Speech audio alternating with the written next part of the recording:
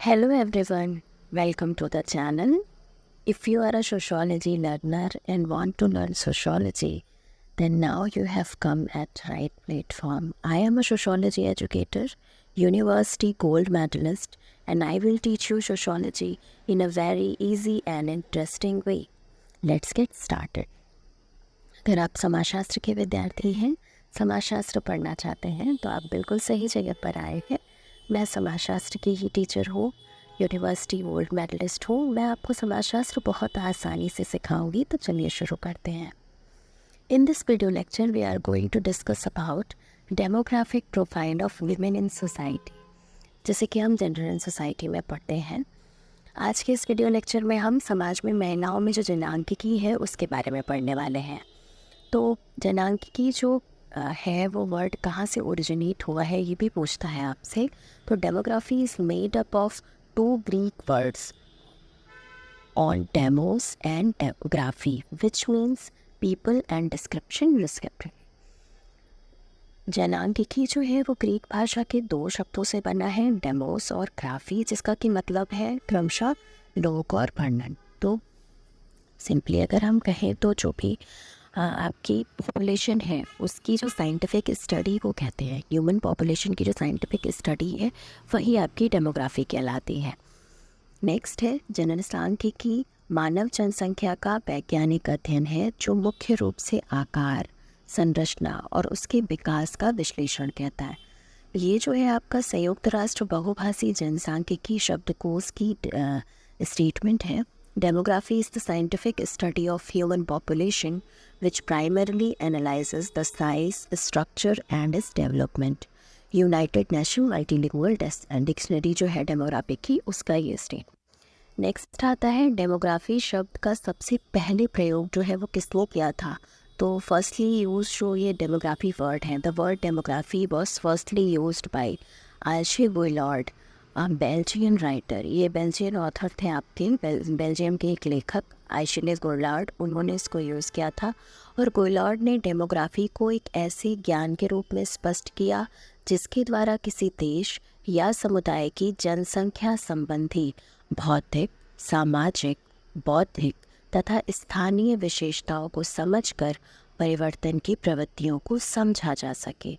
गोयलॉर्ड ने जिस व्यवस्थित आधार पर जनांकिकी को एक विज्ञान के रूप में प्रतिष्ठित किया, इसी के फलस्वरूप या इसी की वजह से उन्हें जनांकिकी के संस्थापक के रूप में मान्यता दी गई। तो फादर ऑफ डेमोग्राफी हम गोयलॉर्ड को मानते हैं। The word demography was firstly used by Achille Guillard, a Belgian author और writer. Goyard explained demography as a knowledge by which the trends of change can be understood by understanding the physical, social, intellectual, and local characteristics related to the population of a country or community due to the systematic basis on which established demography as a science. He has been recognized as the founder of demography. तो founder of demography गोयलॉर्ड को कहते हैं। Next है from which year the regular census was carried out by India. Census जो होती है उसे जनगणना कहते हैं हिंदी में, आप जानते हैं। तो भारत में जो नियमित जनगणना है वो किस वर्ष से शुरू हुई है। तो भारत में नियमित जनगणना 1881 से शुरू हुई है। जनगणना आपकी 10 साल में एक बार होती है, जिसमें कि हम जो हमारी टोटल पॉपुलेशन है उसका एक अप्रॉक्स रेशियो के बारे में पता करते हैं और उसकी बहुत सारी चीज़ें। हाँ, आपके सेंसस में जो मेल फीमेल है उसका रेशियो भी आता है, अलग अलग जेंडर वाइज क्या है। उसके अलावा जो भी आपके ओल्ड एज वाले लोग हैं तो वो अप्रॉक्सीमेटली कितने हैं, हम अप्रॉक्स डेटा की बात करते हैं।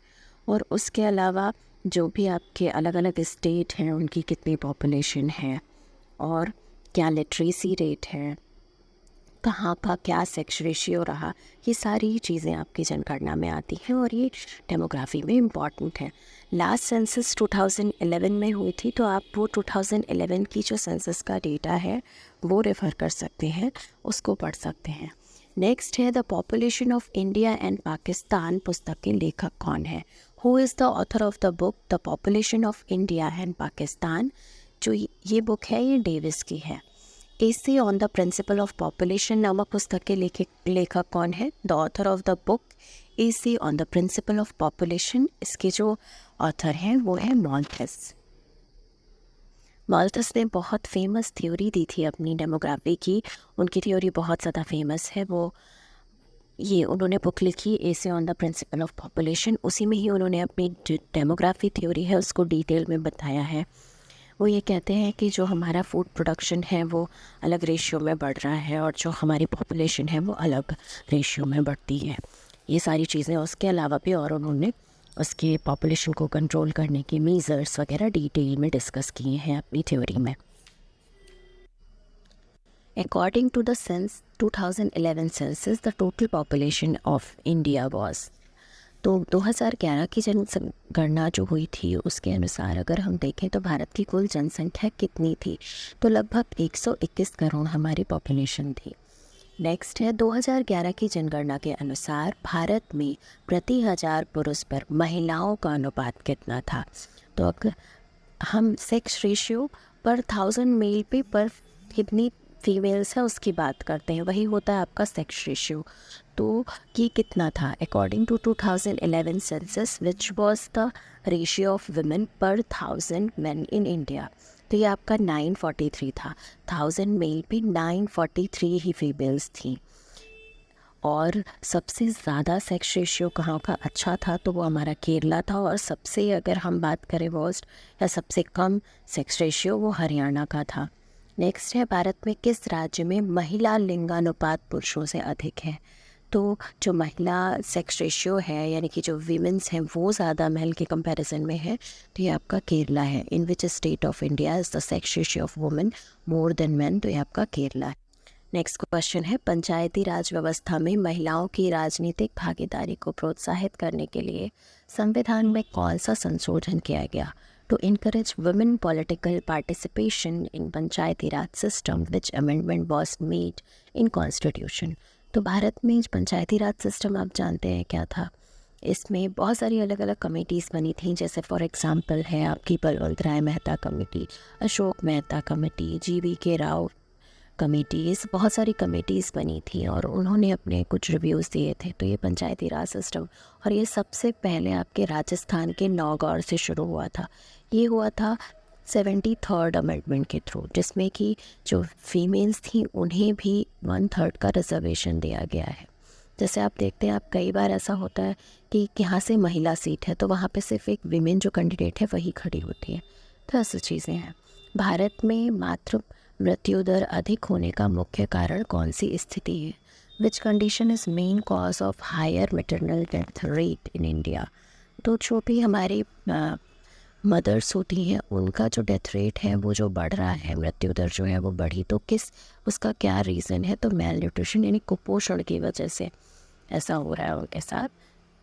कुपोषण होता है जब एक लेडी या कोई भी इंसान, कुपोषण उसे कहते हैं जब जो उसे प्रॉपर जो न्यूट्रिशन बॉडी को रिक्वायर्ड है वो नहीं मिल पा रहे हैं।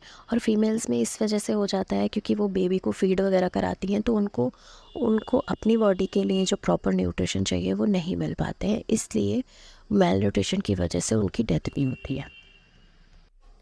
नेक्स्ट है आदर्श जनसंख्या सिद्धांत किसने दिया, तो ये एडविन कैनन ने दिया था आदर्श जनसंख्या सिद्धांत।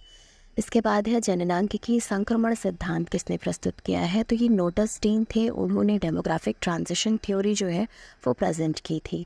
नेक्स्ट है किसने अपने जनसंख्या सिद्धांत में नैसर्गिक प्रतिबंध और निरोधक प्रतिबंध की अवधारणा का प्रयोग किया है, तो who use the concept of natural restriction. आप इसको कर लेंगे पॉजिटिव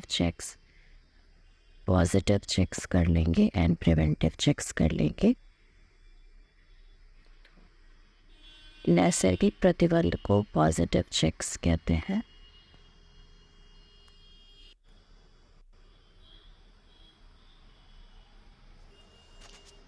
नेक्स्ट है ये this one is right, who is use the concept of positive and preventive checks in his population theory. तो जो ये माल्थस थे उन्होंने अपनी जनसंख्या के सिद्धांत में ये पॉजिटिव और प्रिवेंटिव चेक्स की बात की है हिंदी में कहते हैं नैसर्गिक प्रतिबंध और निरोधक प्रतिबंध। सिंपली इनकी थ्योरी को समझे तो ये कहते थे जनसंख्या जो है हमारी ज्योमेट्रिकल रेशियो में बढ़ती है 1:2:4:8 के रेशियो में, और जो फूड प्रोडक्शन है वो 1:2:3:4 के रेशियो में बढ़ता है, अर्थमेटिकल रेशियो में बढ़ता है। और उन्होंने पॉपुलेशन के कंट्रोल के लिए 2 मेजर्स बताए हैं। जो नैसर्गिक प्रतिबंध यानी कि पॉजिटिव चेक्स हैं वो आपके नेचुरल डिज़ास्टर की बात करते हैं, जैसे कि अकाल, महामारी, फ्लड, ड्रॉट, भुखमरी, ये सब चीज़ें जो है कि पॉजिटिव चेक्स हैं। और जो भी ह्यूमन जो है वो पॉपुलेशन कंट्रोल करने के लिए जो यूज़ करते हैं मेजर्स वो प्रिवेंटिव चेक्स में आते हैं, जैसे कि लेट मैरिज हो गया, और भी जो चीज़ें आपकी यूज़ की जाती हैं पॉपुलेशन कंट्रोल के लिए वो प्रिवेंटिव चेक्स में आती हैं। सो आई होप ये वीडियो लेक्चर आपके लिए हेल्पफुल रहा होगा। ऐसे ही और वीडियोस के लिए हमारे चैनल से जुड़े रहिए। चैनल पे फर्स्ट टाइम आए हैं तो प्लीज़ सब्सक्राइब कीजिएगा, अपने फ्रेंड्स के साथ शेयर कीजिएगा। Keep learning, keep watching, keep sharing. Thank you so much for watching.